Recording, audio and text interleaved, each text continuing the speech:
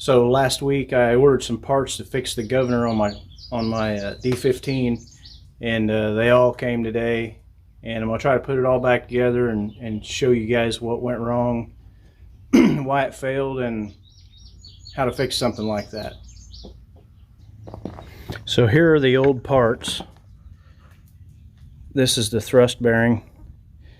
You can see that it's worn out. It's got a groove worn in it right there from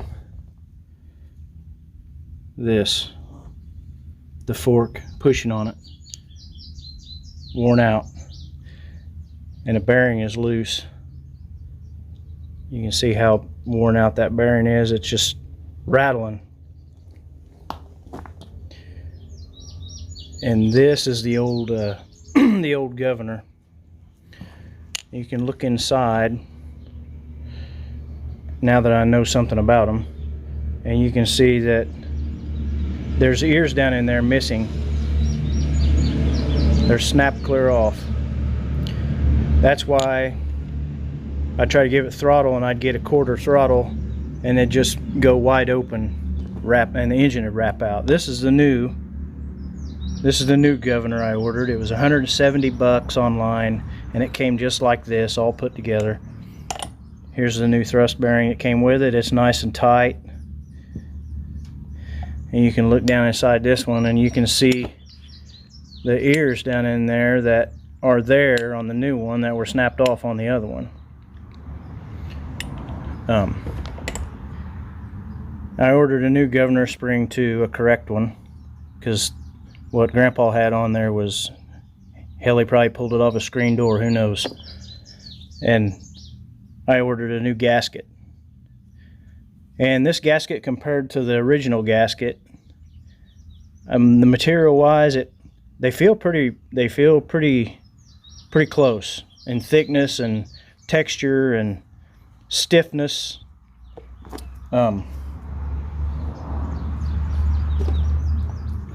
One thing I wanted to check this past week, which I did, let's see if I can get the camera down in here, was there's a bearing, or there's a bushing right here.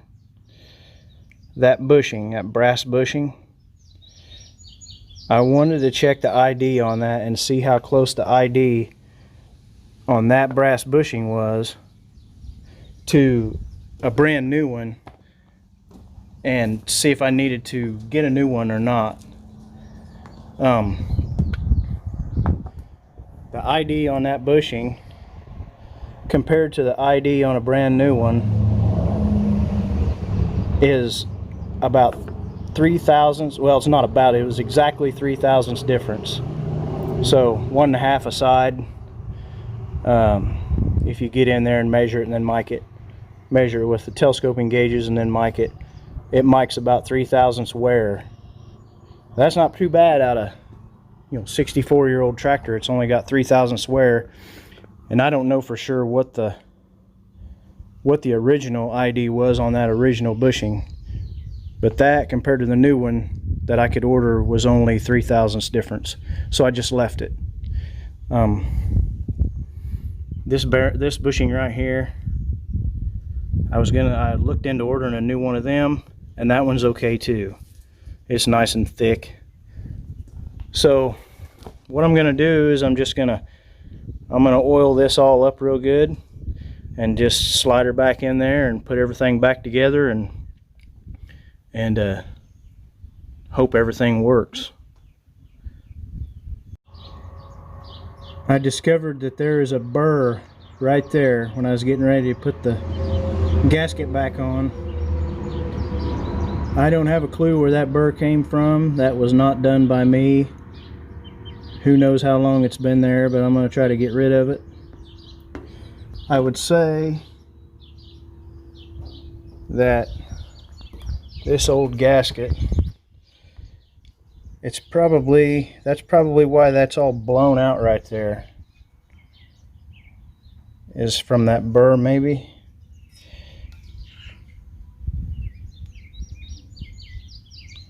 I don't know.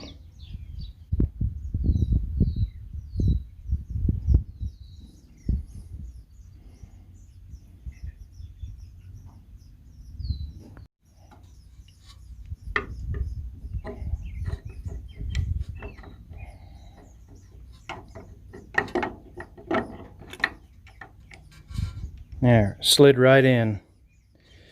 That is the position that this was in when I took it out. It was sitting just like this. The weights were like this.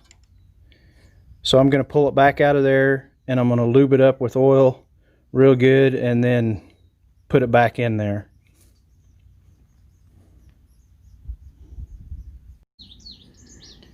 So there the cap is put back on. I put everything back exactly like it came out. One thing is, be careful when you put the bolts back in and don't over tighten, because this is just cast material and you could bust that. And if you bust that, you're in trouble. So, you know, just be gentle with that. So it's all put back together. Everything is screwed back together. Linkages have been put back together. There's something else that I don't know about. Maybe you guys know.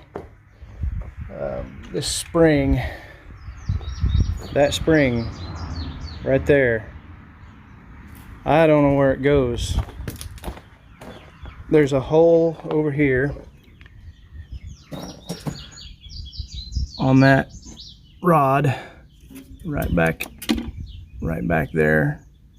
I put the old spring back on it, and I cannot see anywhere to connect it to. So I just went up here and connected it to that bolt, that manifold bolt. The diagram says that this spring is supposed to go there, but I was told it was supposed to be just light tension. But this spring was ordered for this tractor, and you can't put this spring anywhere without max tension. So I don't know what's going on. There's no other place that I could find to put this spring on other than there. So we'll just go with what Grandpa had on it before until I can figure out a proper spring. So it's all back together, and before I start it, I'm going to go ahead and check the timing. So I'll look down in there and try to see. You can't see with this, but anyways, I'll go ahead and check the points and just be sure it's in time, you know, top dead center and 22 thousandths before I try to start it, because I could have rolled this around somehow. I put it back in the same way that it came out, the shaft and everything, but I just want to check it before I start it. So in case anybody's never done this, you can stick a screwdriver or some kind of bar inside that hole, and you roll your flywheel around until you see that line that says center. Or you can take the #1 plug out and you can stick a piece of wire or something in there that you can hang on to until you feel that cylinder, that piston, come all the way to the top, and then that's your center. So roll this around until you see that mark right square in the middle of your hole, and then go up here to your points and make sure they're set at 22 thousandths, and then you should be all right.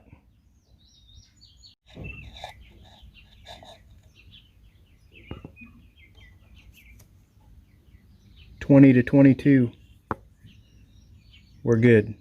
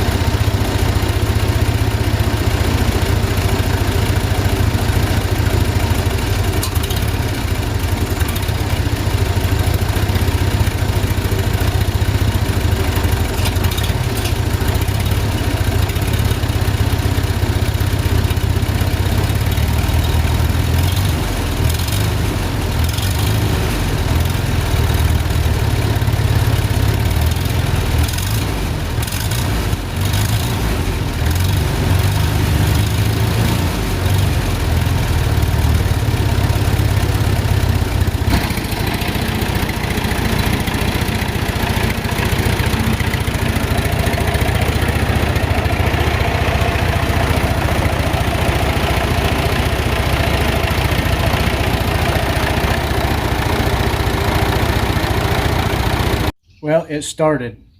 First of all, I want to say that I am not a mechanic.